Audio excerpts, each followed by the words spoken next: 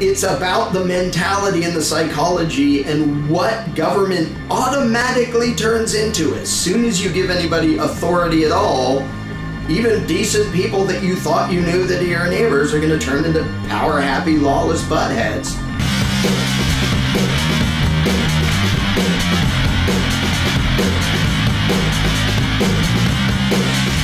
From Acapulco, Mexico, this is Anarchast.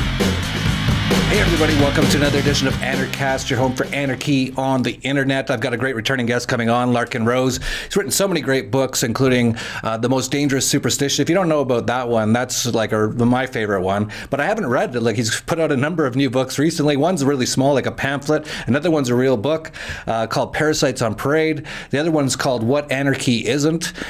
Both very interesting. We definitely want to talk about those. Maybe we'll start with talking about what anarchy isn't first, Larken, because still to this day, I get a lot of people messaging me, and they're like, what can I send to my mom or to my uncle that in a few minutes kind of explains what we're talking about?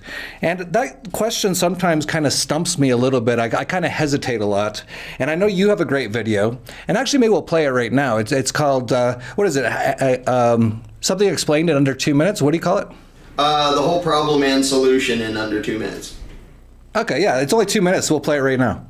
Hey, this is Larken Rose, and somebody recently asked me if there's anywhere they can go for a brief, concise synopsis of my main point of what I talk about, or the main point of my book, The Most Dangerous Superstition. And I couldn't think of a place, so this is it. Here is the main problem with the world and the solution in 2 minutes. Gonna have to listen fast. Ready, go. Most conflict, violence, and injustice is the result not of individual malice, but of people imagining an obligation to obey a perceived authority, usually government. In their daily lives, most people accept the non-aggression principle. It's not okay to rob or attack other people. But they've been taught that government has an exemption from that rule, and that legalized theft and thuggery, taxation, and law enforcement are moral, legitimate, and necessary for society. Here are 3 independent proofs that the concept of government is not just susceptible to corruption and abuse, but is, by its very nature, self-contradictory and insane. Number 1, there is no document or procedure whereby any person or group of people can delegate to another a right which the first person or group didn't have to begin with. Ergo, Congress cannot have acquired and does not have the right to do anything that you don't have the right to do yourself. 2, you can't have a moral obligation to do what you think is wrong. Whenever there's a conflict between what authority commands and your own conscience, you have the right to disobey. But if that's true, then the one giving orders isn't authority, since authority means the one with the right to rule you and the one you must obey. 3, no document or ritual can alter morality and make an evil act good. Either man-made law matches objective morality, in which case the law is redundant and irrelevant, or it conflicts with objective morality, in which case it is illegitimate and should be disobeyed. Either way, legislation never creates any obligation to obey, and therefore has no authority. Once all of this is widely understood, that's the end of most of the theft, thuggery, oppression, and war in the world, which happens now as a result of the belief in government, meaning a rightful ruling class. If evil were committed only by genuinely nasty people, instead of being condoned and committed by almost everyone, all those who imagine that legalizing evil makes it good and imagine that agents of authority have rights the rest of us don't, the world would be a far more peaceful and just place. Amen. Now, if you have more than 2 minutes to spare and want a thorough explanation of this, then get a copy of The Most Dangerous Superstition. So that's great. That's a really great thing that I've sent to some people. But, you know, everyone's different, Larken. You also, if you do so many things, it's great. You also do Candles in the Dark, which is sort of like almost like a school teaching people how to communicate with brainwashed people that are called status. And I think you're actually working on putting that in a sort of online format. I'm really looking forward to that. I'll not only be watching it myself, but I'll be definitely sending it to a lot of people. You know, you're doing so many things to try to get this message out there. And one of them is doing this little pamphlet called What Anarchy Isn't. And I think that's really great because it's still to this day, it's a little bit hard to really easily explain to people who aren't necessarily all that smart because they've been in 12 years of government indoctrination camps. They've spent thousands of hours watching television programming, which is literally brainwashing. So trying to get through to them. And I think you might have come up with another great solution here with what anarchy isn't, which is sort of like a little pamphlet that anyone can get, and you can kind of just leave it lying around at like doctors' offices and things like that. So why don't you explain where you got the idea and what it's all about? Well, the whole reason, once upon a time I made a video called this, and then somebody I know said, I want this in booklet form to hand out. So he's the reason it's turning into booklet form. But the whole reason it's called What Anarchy Isn't instead of What It is because most of the explanation we need to do is just to tell people, no, it isn't that, it's not that, it isn't chaos, it isn't every man for himself, it isn't no organization, because they have these collection of assumptions because they've never seen a world without a ruling class, so they have trouble picturing what it is.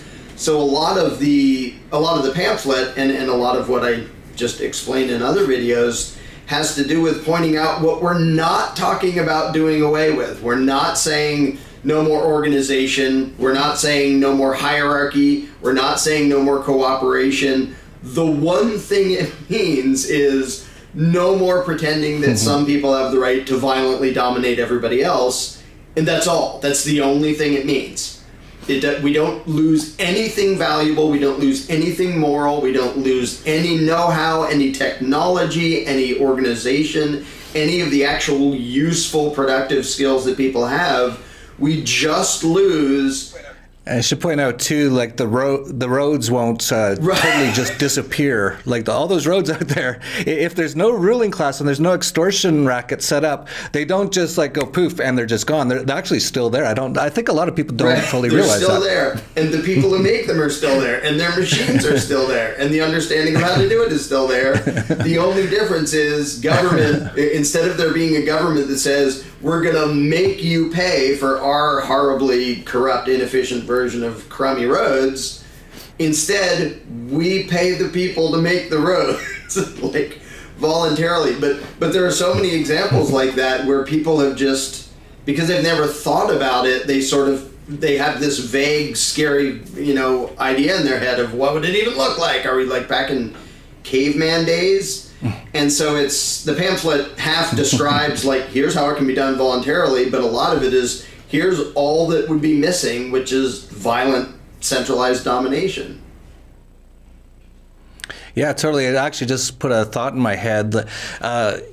I've noticed, as I didn't fully realize this or think about this, but whenever someone thinks like the president might have just got shot, like obviously JFK got shot, Ronald Reagan got shot, it was probably George Bush's people. But anyway, that's a whole other story. All these things, who actually did, that's a whole other story. But it's almost like a lot of people in the U.S. go into almost like a panic. And I just kind of realized, I wonder if they think like the roads are just going to disappear because the president got shot. Like that's how like brainwashed they are. So it's great you have like candles in the dark. So you help people understand how to talk to people who've been literally brainwashed. Like I'm not joking here at all. I'm not exaggerating at all. I'm being incredibly literally factual and truthful about how it all works. It's literally brainwashing that people have been under their entire lives, from the mainstream media, from the schools, which are government schools, from the society as a whole, which has basically been brainwashed themselves, and things like that. So you've come up with this little pamphlet, and I know that anyone can buy it, and it's very, very cheap. It works out to like $1. You can tell us the exact amount, but it's about $1 per pamphlet if I remember correctly. And so you can buy up like 50 of them if you've got a little bit of money and you want to spread the word, and you can just sort of drop it off in different places. So tell us a little bit more about the book and the plan to kind of get this out there. Yeah, I can actually give a link for the PDF so people can see the entire contents. We only sell it in bulk. At the moment, we're doing 10 copies for $20 and up to 100 copies for $150, so it's $1.50 each. It's a little 40-page, fully illustrated thing. The illustrations are a friend of mine, same person who did the illustrations for my video, The Jones Plantation, and a few other ones.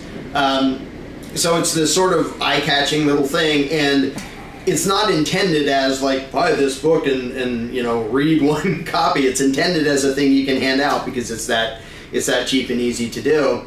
And if people want to know the current prices or want to get some from me, then they can email me at larkinrose.com. The printers say the first 10,000 of them should be done in less than 2 weeks. I think they said April 26th. they'll be shipping out 10,000 of these things. But the purpose is to be able to just give them away, because if you give someone a copy of The Most Dangerous Superstition, for example, which is a full, comprehensive explanation of a concept, most people aren't going to read it. They're not going to be interested. It's just going to sort of baffle them and confuse them.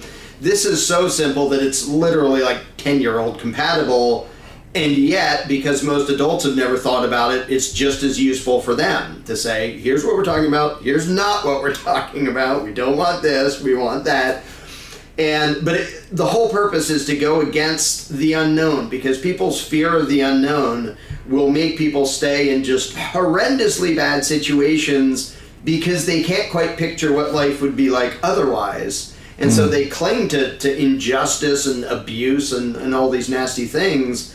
So they need someone to say, you don't have to panic, you don't have to be scared. It doesn't mean the end of the world, it doesn't mean every man for himself, it doesn't mean you have to go run off into the woods and hunt and gather by yourself. All it means is nobody's going to boss you around, and tell you what you have to pay for it. And that's it.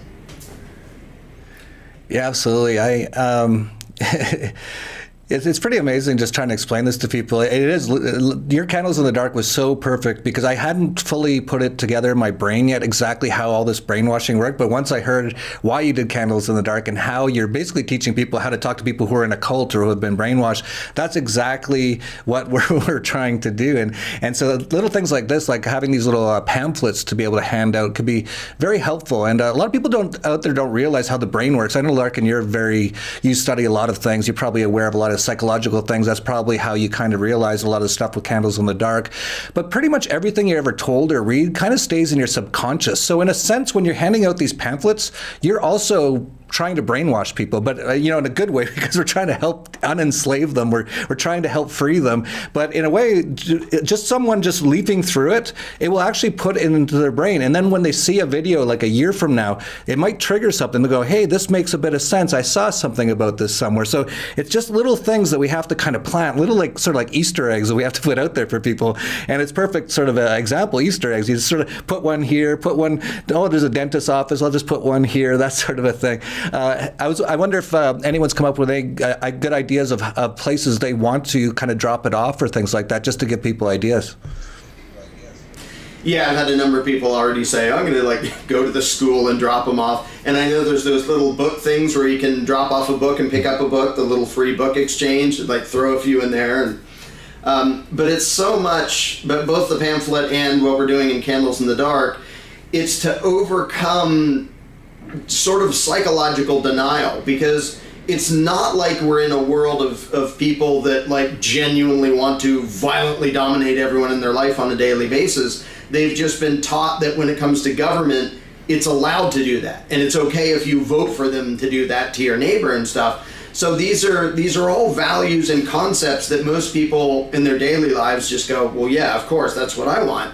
And I think on the description on the back of what anarchy is, and it even points out, by the end of reading this, you might go, well, yeah, that's exactly what I want. Nobody violently coercing, and we voluntarily cooperate, and you have a choice which services you want to, purchase, and you can voluntarily help people. Who wouldn't want that? So this and Candles in the Dark is about showing people that voluntarist is what they already are, underneath a layer of authoritarian indoctrination that's getting in the way of their goodness. So it's not like we're trying to talk bad people into being good. We're just trying to remove a lie that is interfering with people's goodness coming out and having them be part of an actually moral, sane, voluntary society, because that's what people actually want inside, in spite of their indoctrination. Yeah, you say that's what everyone wants. I know you didn't mean every single person. There is sociopaths out there.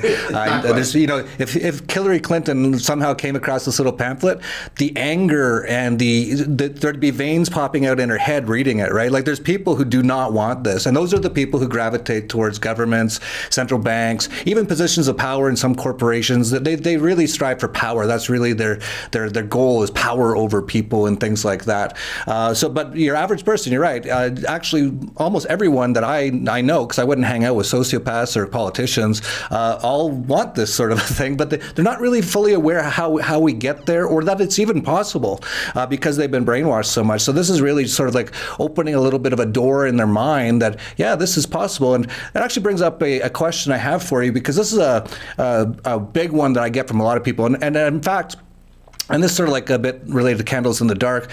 If I'm talking to a statist, I'll be at a conference and I might run across a statist, unfortunately, and they might get really mad at me right off the bat. Like they'll come up and they'll be like, oh, I hate you guys. And I'll be like, why? and like I'll quite quickly kind of understand. They're like, it'll be chaos if you guys do this. And the reason they're getting angry is because they're actually getting the sense that we're going to actually do this, because we're getting close to the point where we're about to be able to do this. So now they're getting really angry. And what I kind of realized was they think that what we kind of want, some of these people, is there's a button and we press it and all governments in the world disappear overnight. All central banks disappear. All of a sudden, anything governments did, like the TSA or anything, it's just or even like the air traffic control in the U.S., it's just gone. So now you can't fly planes. They think the roads are going to disappear.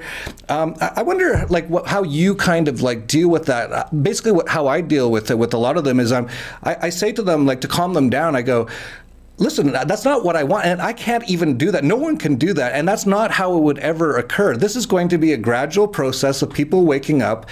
As they wake up, they'll start to use more private services. As people start to use more private services, they'll start to realize it's always better than government services. More people will wake up over a few years, maybe even decades. Eventually, people will go, there's really no need for this government thing whatsoever.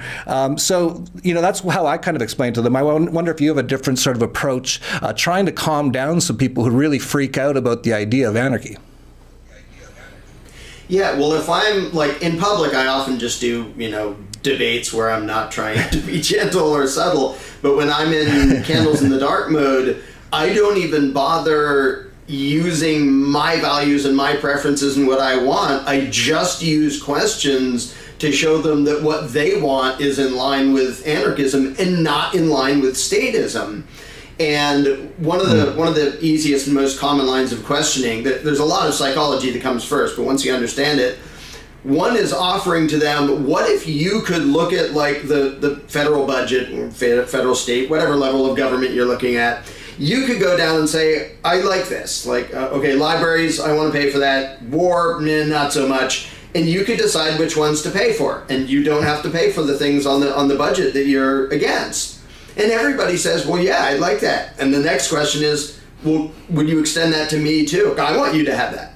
If you could have that, would you extend the same to me and let me decide which things I'm, like, don't make me fund things I'm morally opposed to? And pretty much everyone says, well, yeah, I'd have to, like, if I want that for myself, I'd have to allow it for you. And then the question is, well, how about everybody else? And suddenly they start to get uncomfortable, not because of my beliefs, but because of their beliefs. Because my beliefs weren't even there. That was just me asking them. And they suddenly realize, well, if I want this freedom, why on earth am I screaming at people for wanting exactly what I just said I wanted, which is the freedom to spend my own money and make my own decisions?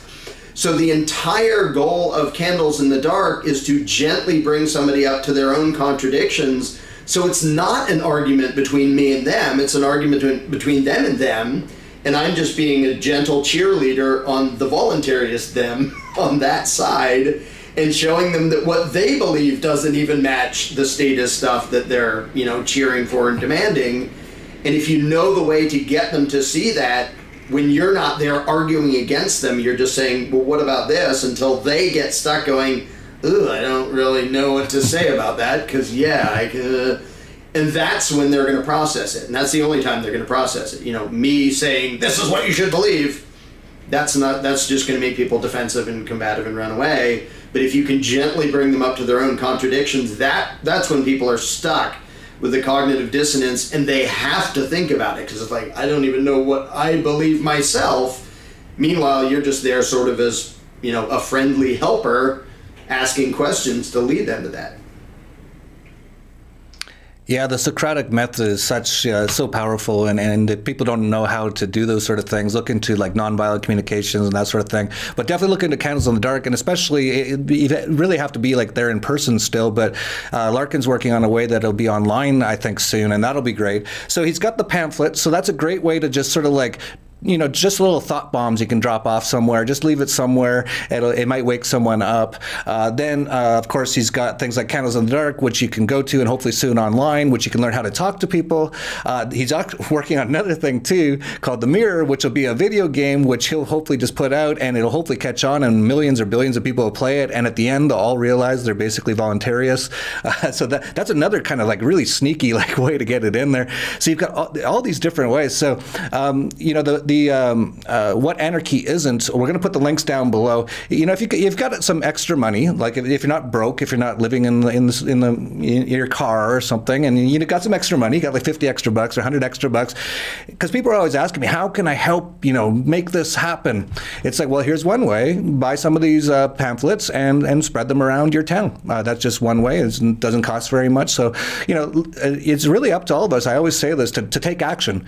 If every single person who watches this video totally gets what we're talking about and totally thinks the world's stupid, that they don't, but never does anything, nothing's ever going to change. It's all up to us. And there's now enough of us that we can really impact the world. There's literally millions of us, I believe, now. So all that stuff, we're going to have links to the pamphlet down below, but we haven't even got around to your latest book. You've been so busy, Larkin. It's amazing, with Parasites on Parade. And I don't know a lot about this book. I just saw the title and I saw the cover, but I don't know a heck of a lot about it. So what's this one all about? This is, well, I've been sort of quietly writing this in the background.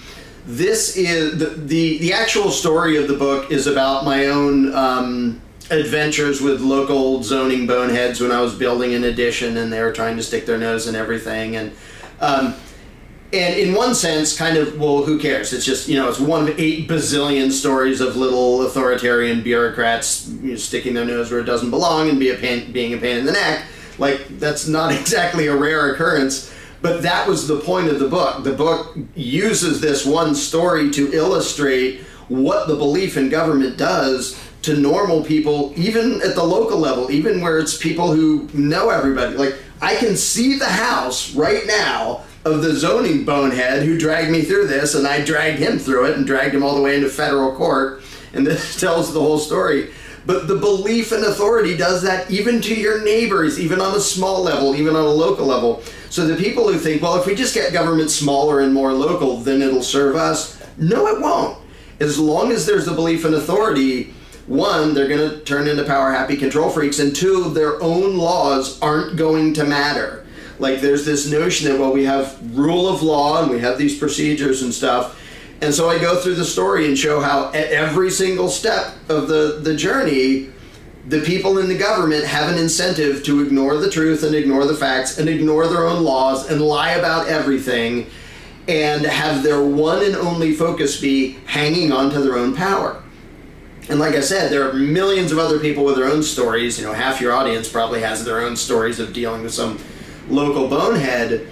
But it isn't just about my own run-in with them, which is, you know, fairly mild in the grand scheme of things. No shootouts or car chases or anything. It's about the mentality and the psychology and what government automatically turns into. As soon as you give anybody authority at all, even decent people that you thought you knew that are your neighbors are going to turn into power-happy, lawless buttheads. And it just illustrates a real-world example of that happening. So it's a fun little book. It's now on Amazon on print on demand. So I have a whole one copy myself, which I had to order myself. But right now it's the only place to get it. The audiobook will be out in a few days. I already submitted all the recordings and just waiting for that to be up. That's great. And how about digital or Kindle version? Because I'm not a big fan of paperbacks myself. Yeah. There will be a Kindle version, hopefully within a week or two. That's the next thing to work on among the 8,000 other things I'm doing. That's great. I'll definitely be buying it on Amazon on my Kindle and adding it to my list of about 100 books I haven't read yet. But at some point I will, and it'll probably move very quickly to near the top though, because a lot of the other books I'm reading are very, very intense. Like I'm trying to figure out what Kabbalism is, and like looking back into like what certain what exactly happened in history and stuff. So it might be nice to read about how some building inspector ruined your day one day and just kind of laugh a little bit about it. Whatever. And then I ruined his day.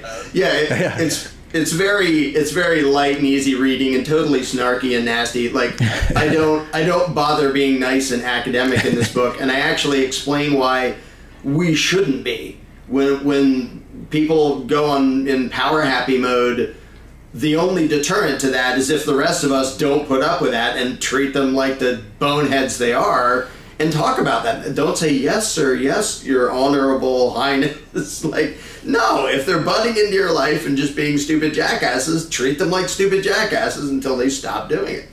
So I'm also fairly proud of my artwork here. I did the illustration of a little parade of parasites on the front of it.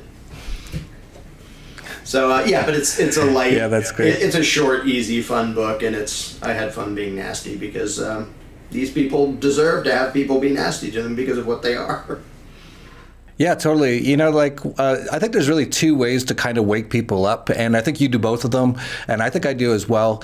Sometimes it's really smacking them in the face with reality, and so that's being very harsh and really like almost saying things like that shock them because to their brainwashed minds it's a shocking thing you say. The other way is to be really, really nice, and that I think the nice way works a lot better, but I think the shocking does work sometimes, so they're both have some value. And one thing that I noticed is, as you pointed out, whenever there's a government with power, all these people gravitate towards, even like decent people that you think are really nice.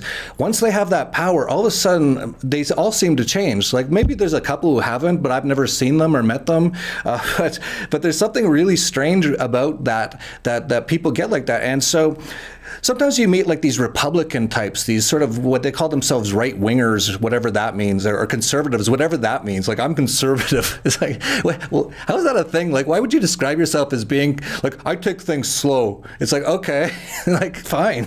Like, why don't you speed up a little bit? Like you just enjoy going slow? Like, why would you even tell me that? That's such a weird thing to say. But sometimes I'll meet these Republican types, and for the smack in the face thing I like to do is when they tell me, yeah, I don't like socialism and thank God for Donald Trump and all that, I'll be like, you're a dirty commie. And they'll be like, what?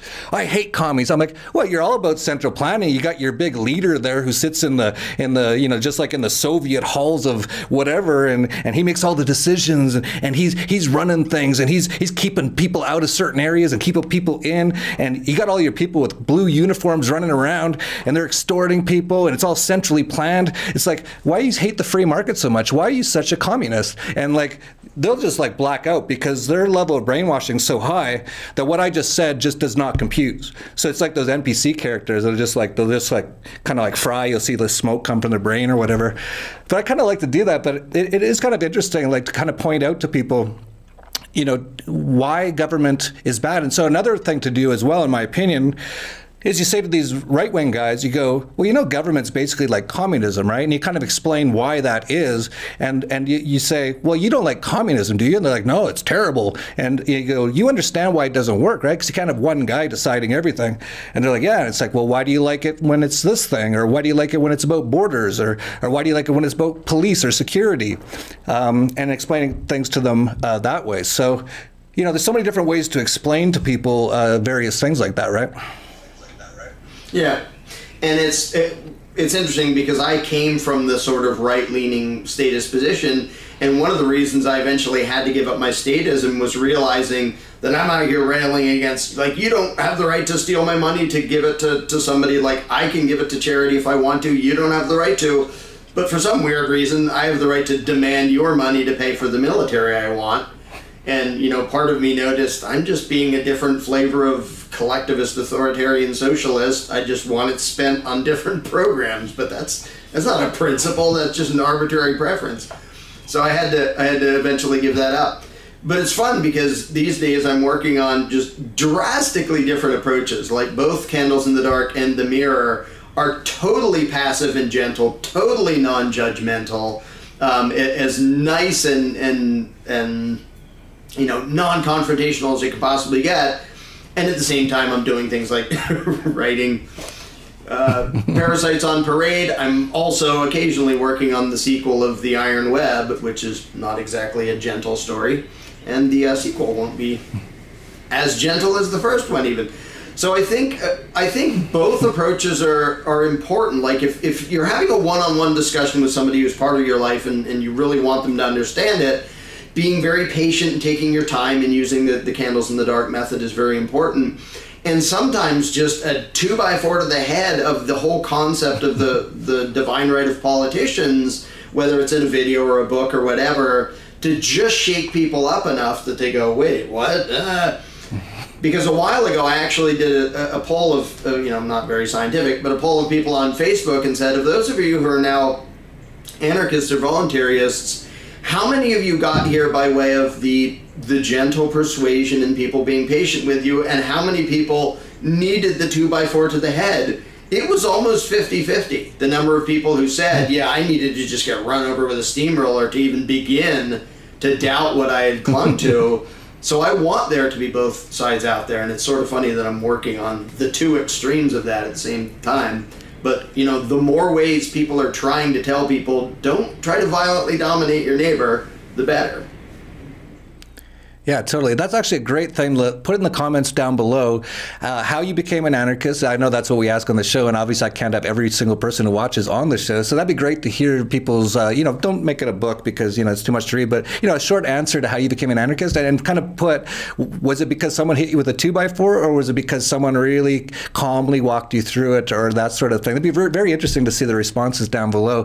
For me personally, Doug Casey just kind of explained it to me over dinner, and I just got it. Like, you know, it was just, oh, that's what I've been looking for my whole life. It's like, finally, I knew there was an answer to this. So it wasn't necessarily, I guess that you could say it wasn't the 2x4 then. It was definitely the calm talk, but it was literally like about an hour dinner, and I was basically an anarchist. So great stuff, Larkin. You put out so much great stuff. You do so many amazing things. So I'm going to put links to everything we can down below. If you're watching this video and you don't know Larkin, check out his channel. We'll put a link to his YouTube channel. So many great videos. There's like the Tiny Dot is amazing.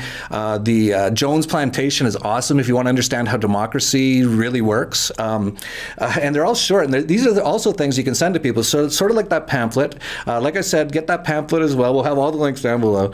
And soon, hopefully, there'll be Candles in the Dark online and all that. Yeah, if you don't know Larkin, check it out. And of course, I mentioned right off the top, The Most Dangerous Superstition is really like one of the best books ever written on these sort of topics. So I'll have all the links to that down below. And of course, he also has been speaking in Acapulco every year, I think. I don't know if you were at the first. Were you at the first one? Or I don't remember.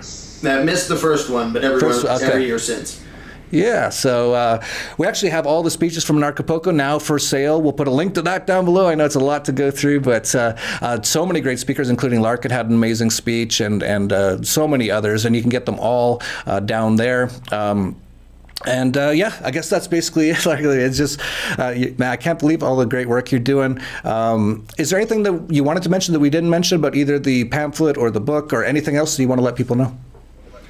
I think that's basically it. There's like 3 other books I'm also working on, but we better limit it to 4 or 5 for one show. Yeah. Well, I know you also, I think, accept donations. Oh, this is an interesting topic to end off with. I know you accept donations, and I want to ask you to give us that information as well. So for people out there who are watching, and especially if you know Larkin, you're like, man, this guy's doing amazing work. He lives he's not rich at all. And I don't know, I've never been to his house. I haven't seen how he lives, but I get the feel like he's always like, you know, nailing fences together and stuff to make some money or something. It's like he's not making a ton of money. He's putting a ton of his time into this stuff. And so I want to ask you at the end of this for if you have a donation page or where people can go for that. But I want to bring up this thing that I hear so much, and I've seen you really get mad about it, or at least, you know, like react to it. And I get it every now and then as well. Some people, they seem to attack you if you give something away for free, but you ask for donation. You said there's like 2 things that they kind of attack you over, and they both make no sense? Yeah, some people complain if I ever charge for anything. Like, like the vast majority of articles and videos I've done, I just gave away for free. I don't even run ads on them. And so if I ever do something and sell it, there's a number of people who complain that, oh, if you really cared, you'd do it all for free, which is this weird commie mentality. And then there's another set of people that if I don't sell it, but I ask for donations, they're like, you're just always asking for it. Like, so apparently just if I make money in any way by trade or donations, some people are going to be bitter about it because apparently they think that if I really believed in it, I would starve to death for it or something. And I think that's sort of residual commie thinking there, and I just can't really relate to such people. It's just a weird thing to watch. Yeah, there's definitely a bit of commie stuff still in the anarchy movement. When I first started with like Anarchast 10 years ago, a lot of the comments were, this isn't a real anarchist show, you didn't even talk about communism, blah, blah, blah. And after a couple of years, that just went away because like they just totally lost the argument. It's like, what are you talking about? Like, how is anarchy communist? It's like, and without archy ruler, how does that have to do with a system of central planning of the entire economy? Like, what are you even talking about? It makes no sense. But yeah, there's still a bit of that lingering around. It's kind of funny because some of us have used the term anarcho-capitalist to describe ourselves, mostly because to make sure people don't think we're communists. But there's still a little bit of that, and I get it as well. Anarchapogo, you know, oh my God, you're charging like $350 for 4 days of this massive stage flying in people like Ron Paul and Immortal Technique and people like Larkin and everyone from around the world. Like, how dare you charge that much? It's like, we lost money this year, you know. But like, just the fact that people would even like say that is so, it just shows there's still a bit of that commie mentality in some people. It's like, how dare you ask to get paid for your work? It's like, I don't know who these people are, but I'm sure they have some sort of job, or maybe they just live at home in their parents' basement, but they have some sort of job. It's like, well, how dare you go to McDonald's and ask them to pay for you to make the Big Macs? Like, what kind of a scumbag are you anyway, right? Yeah, it's a bizarre mentality to watch, and I think it's just sort of grouchy, bitter, envy-based, and there's not really a philosophy or a concept behind it. I think it really is, it's the same reason that tabloids are a multi-billion-dollar industry, because some people, as soon as you have any notoriety, I mean, I'm famous in 0.001% of the population, as if that counts as famous. As soon as anybody knows your name, there's a number of people who are going to hate you and can't wait to see you torn down and destroyed, and that's just, like, that's their own messed up psychological problem. So whatever, have fun with that. Yeah, totally. Like this whole communism itself, you just did a Facebook post on it recently. It basically is like, when you say you're a communist, basically what you're saying is, I have major issues with envy, jealousy, and things like that. Like, there's no, the philosophy behind it, like, once you actually understand it, it's like, you just hate other people and you don't want to see them doing well. That's basically your philosophy. And it's strange, but there's a lot of people out there that are kind of like that.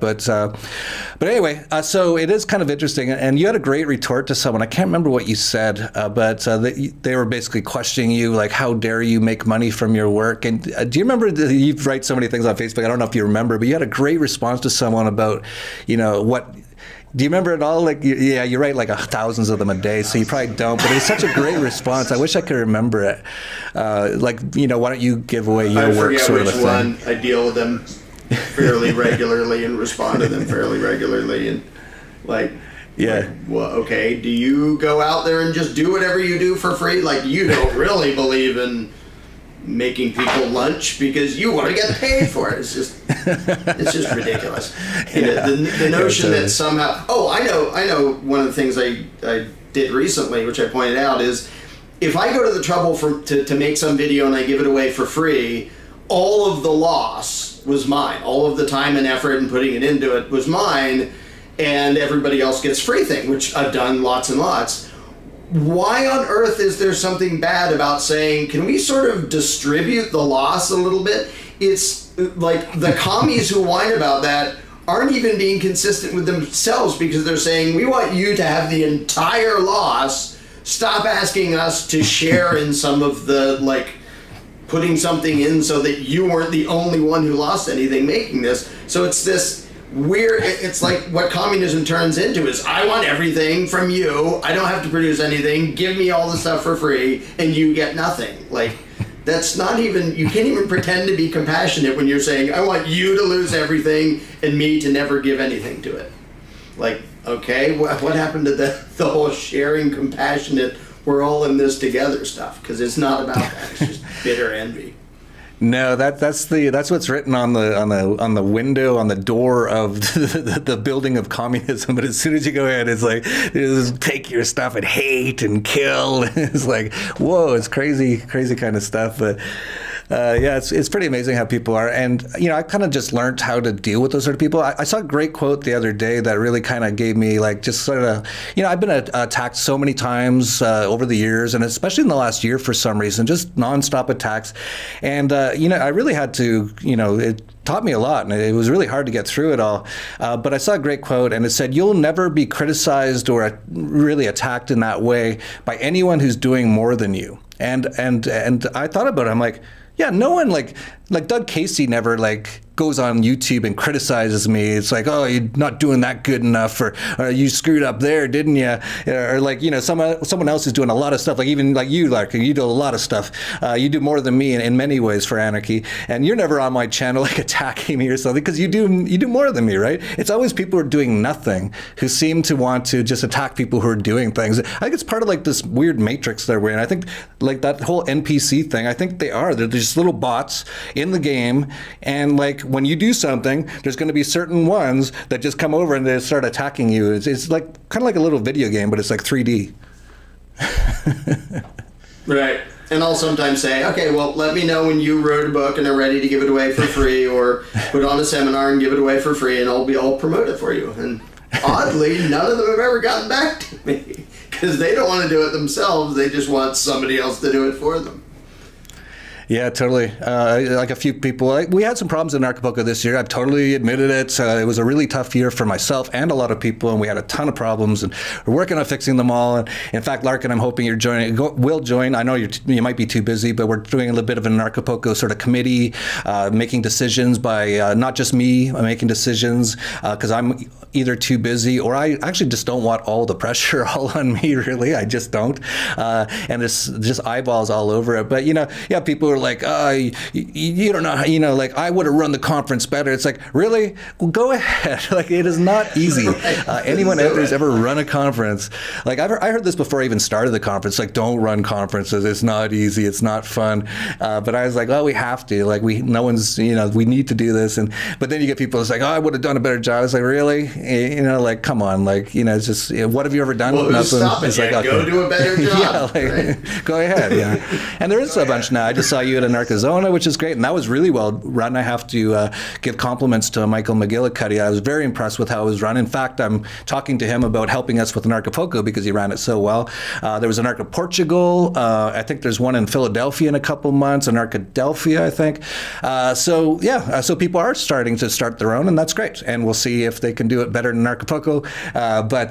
Well, all I can do is keep doing Anarchapulco the best I can, and you did such an amazing job. So like I said, we'll put in a little ad for all the videos that you can buy from Anarchapulco. Pretty much every speech now, from every stage, almost every stage, is there, so you can watch them all. But we didn't bring up any sort of donation page for you, Larkin, and I do want to really like drive this home a little bit with people out there. So we're going to have thousands of people watching this video. It would be tens or hundreds of thousands of people if it wasn't for YouTube and all the shadow banning and all that sort of a thing. So first of all, share this video, because we're not getting any help from the system. In fact, I'm surprised we're still on YouTube and things like that. But a lot of people are always like, you know, how can I, you know, I see what people like Larkin are doing. I see what people like myself are doing. How can I help? It's like, well, you know, like you pay, like you go to Starbucks. Some people go every day. I sometimes do every day as well. That's my main addiction at the moment is Frappuccinos. And, you that's $5 every day, right? So that's $150 a month. That's, a decent amount that I'm just giving to Starbucks, but I'm getting something for it, so I'm happy about it. It's a voluntary transaction. But people kind of like wince or hesitate when, should I give Larkin like $10 a month so that he can really get the resources he needs to like push these things through, which I'd love to see come into existence. But there's like a little hesitancy with a lot of people, like, oh, $10 a month. It's like $10 a month. Like most people spend, $10 on nothing, like just anything. You go to a hockey game now, it's like $150 just for one game. And the world's not going to change because of the hockey game. You might enjoy it, and that's where you're going to go. But that's $150. Like, what about like just everyone watching this video? Go to Larkin's like donation thing, $10. If there's 1,000 people watching this video, well, there's going to be more than 1,000, but let's just say 1,000, just to keep the math easy for me. And everyone just goes, $10, I'll do it. That's $10,000 a month. Now he can stop working so hard on like construction jobs or whatever else he does. He can focus on doing more of these sort of things. So with all that build up, Larkin, how can people, give some of their value back to you, which are called donations, and how can they do that? Well, I can give a Bitcoin address, which we can do below, and PayPal. PayPal tried to rip me off, but somebody else I know, I can do it by way of them. And there's also, just a quick mention, I think a number of people think that, well, if I've sort of heard of this guy and he has books, like, he must have money. That's not how it works. I've been doing this for 22 years. The vast majority of stuff I've produced, the articles, the appearances, the videos, I've given away for free, and I suck at the financial side of things. I suck at self-promotion. I just can't bring myself to care enough for that to be my focus. As you sort of may have noticed from this interview, I'm kind of busy producing content, and I'm not totally destitute at the moment, but I'm probably still poorer than the vast majority of people who watch my stuff. So don't assume just because some people have heard of me that, well, somebody must be giving me money. Well, no. So yeah, any support is hugely appreciated. And the more stuff I can do and give away for free, the more I will. Because I'm not, like, if somebody gave me $1 billion tomorrow, I'm not stopping doing this. I'm doing this until I'm dead or until the state's dead. I hope the state dies first. But I'm not stopping either way, and it would just be a little bit easier if I didn't have to be doing other stuff to pay the bills and stuff. Yeah, absolutely. So hopefully people do that out there, as I was pointing out, like people pay, like you pay like $50 a month for your internet. You're paying all kinds of bills all the time. But, set aside, like if you're a real anarchist, real voluntarist, you really want to see some change, set aside a small amount, like sort of like, like a couple % of your income, sort of like what they say at church, right? Like, what is it, like 10%? Or I think they want even more than that. But, a certain percent to kind of like give to the certain people that you think can really push things through.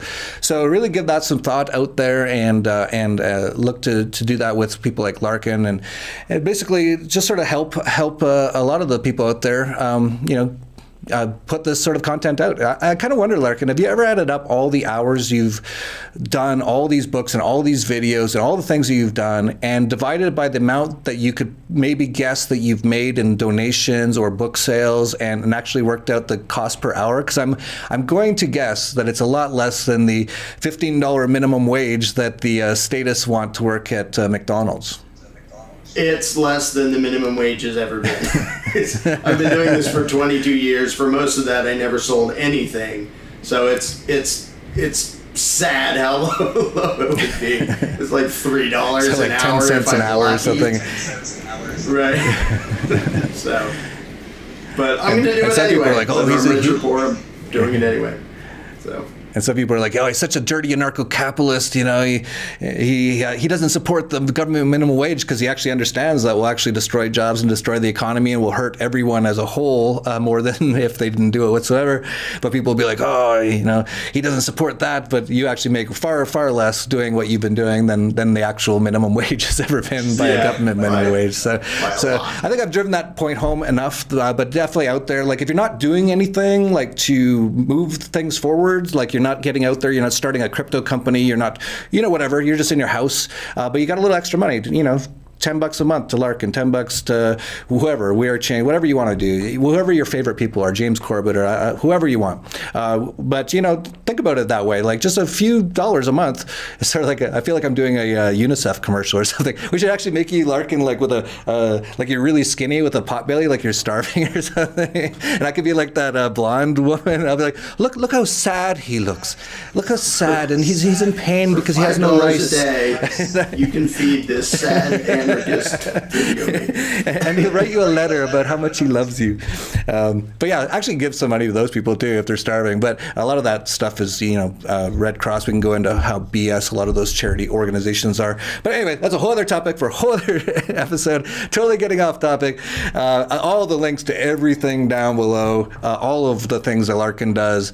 If you don't know about him, now you know, and now you're going to spend months reading all his books and watching his videos because they're that good. And like I said, if you like this video, like, subscribe, share down below. Help us share this content because YouTube sure isn't. And I don't even know how long we'll be on here. But that's it for Anarchast, your home for anarchy on the internet. Peace, love, and anarchy. Your rights to say what you want, think what you want, raise your kids the way you want, transact with who you want, and put what you want into your body are under attack. There's never been a time in history when this was more true than today. But at the same time, there's been an awakening of people like you who recognize that freedom is within reach, and they're turning the tables on the global elite. That's why, for the last 4 years, thousands of free thinkers and voluntarists like you had made the journey to Acapulco, Mexico to learn, interact, and create more freedom in their own lives. You may not have made it to the event, or if you did, you're likely to want to experience it again and again in your own home. I'm talking about 4 action-packed days of exciting, informed, expert speakers, all of whom are at the top of their game and all icons in the freedom and liberty movements. Visit anarchapulco.com/2019 VOD now to experience Anarchapulco and Cryptopulco 2019 as many times as you want, from the comfort of your own home or office.